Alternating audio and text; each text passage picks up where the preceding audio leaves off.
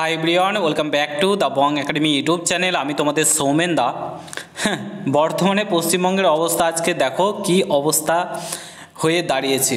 ঠিক আছে, বর্তমানে পুলিশ নিয়োগ বন্ধ করে দিলেন মাননীয় মুখ্যমন্ত্রী। ঠিক আছে, বর্তমানে সমস্ত পুলিশের নিয়োগ বন্ধ, কোনো কিছু নিয়োগ হচ্ছে না। বর্তমানে আজ পুলিশের যে আইন শৃঙ্খলা সেটা ভেঙে পড়ছে এবং পুলিশের নিয়োগ পুরোপুরি বন্ধ। ওবিসি কেসের ইস্যু দেখিয়ে পুলিশের নিয়োগ সমস্ত কিছু আটকে রেখেছেন এবং এখন মন্ত্রিসভায় গতকালকে মন্ত্রিসভায় মাননীয় মুখ্যমন্ত্রী অনুমোদন দিয়েছেন সিভিক ভলেন্টিয়ার নিয়োগ করার জন্য। ঠিক আছে, নতুন করে সিভিক ভলেন্টিয়ার নিয়োগ করা হবে, তার জন্য মন্ত্রিসভায় ছাড়পত্র দিয়েছেন মাননীয় মুখ্যমন্ত্রী তথা পুলিশ মন্ত্রী মমতা বন্দ্যোপাধ্যায়। ঠিক আছে, পুলিশ নিয়োগ করবেন না, কারণ পুলিশ নিয়োগ করলে বেতন দিতে হবে, আর সিভিক ভলেন্টিয়ার নিয়োগ করলে মাত্র 10,000 টাকার মধ্যেই কাজ হয়ে যাবে এবং তাদেরকে সেম পরিমাণ খাটানো যাবে, পরিশ্রম করানো যাবে এবং পুলিশ নিয়োগ করলে তাদেরকে বেতন দিতে হবে। এবার পুলিশ নিয়োগ করলে যে টাকাটা পরিমাণ নষ্ট হবে, পুলিশ নিয়োগ করলে টাকাটা নষ্টই তো হবে, নষ্ট হবে। সেই টাকাটা তিনি কি করছেন, লক্ষ্মী ভাণ্ডার না তো এই ভাণ্ডারের কাজে লাগাচ্ছেন, ফ্রির প্রকল্পর কাজে লাগাচ্ছেন এবং মানুষ সেই টাকাগুলো নিচ্ছে। আজকে পশ্চিমবঙ্গের ছেলেমেয়ের জীবনগুলো জাস্ট নষ্ট হতে শুরু করেছে।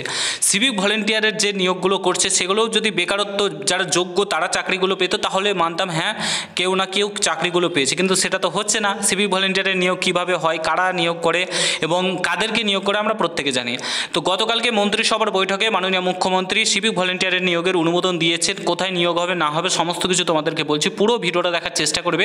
চ্যানেলে নতুন হলে অবশ্যই চ্যানেলটাকে সাবস্ক্রাইব করে পাশে থাকা বেল আইকনটাকে প্রেস করে দেবে। যখনই আমি নতুন ভিডিও আপলোড করবো তার নোটিফিকেশন সর্বপ্রথম পেতে অতি অবশ্যই চ্যানেলটাকে সাবস্ক্রাইব করে দেবে। তোমরা প্রত্যেকে জানো যে তোমার দীঘাতে জগন্নাথ মন্দির স্থাপন করেছে, মানে তৈরি হচ্ছে এবং খুব শীঘ্রই তার যে উদ্ঘাটন সেটা হবে এবং জগন্নাথ মন্দিরে 100 সিভিক নিয়োগ সিদ্ধান্ত মমতার মন্ত্রিসভায়। ঠিক আছে, তো সেইখানেই কিন্তু 100 জন সিভিক ভলেন্টিয়ারকে নিয়োগ করতে চলেছেন এবং নিয়োগের সিদ্ধান্ত মন্ত্রিসভায় ছাড়পত্র দিয়েছে। দীঘায় নবনির্মিত জগন্নাথ মন্দিরের প্রসঙ্গে যানবাহন ও ভিড় নিয়ন্ত্রণের জন্য 100 জন সিভিক ভলেন্টিয়ার নিয়োগের সিদ্ধান্ত নিয়েছে রাজ্যের মন্ত্রিসভা।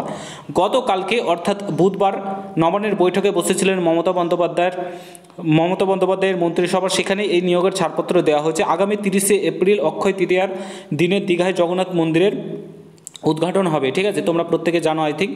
তো তার এক সপ্তাহ আগেই ভিড় সামলাতে সিভিক নিয়োগের সিদ্ধান্ত নিলেন রাজ্য।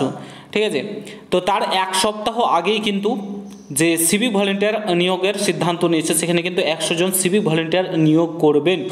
অর্থাৎ যারা হয়তো স্থানীয় বাসিন্দা রয়েছে তাদেরকে হয়তো নিয়োগ করবেন এবং সেখানে তাদেরকে মোতায়েন করবে। হয়তো নিয়োগ হয়ে গেছে অলরেডি, দেখো অলরেডি হয়তো নিয়োগ হয়ে গেছে।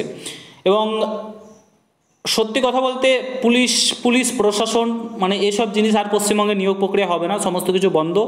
বইটই গুটিয়ে কাজে লেগে পড়ো। মানে বর্তমান অবস্থা সিচুয়েশান এতটাই খারাপ করে দিয়েছে। আর মানে আমি ডিমোটিভেট করছি না, বাট যেটা সত্য সেটা তোমাদের সামনে তুলে ধরছি। বর্তমান পরিস্থিতি আজকে কোথায় গিয়ে দাঁড়িয়েছে বলার কিছু কি আর রয়েছে?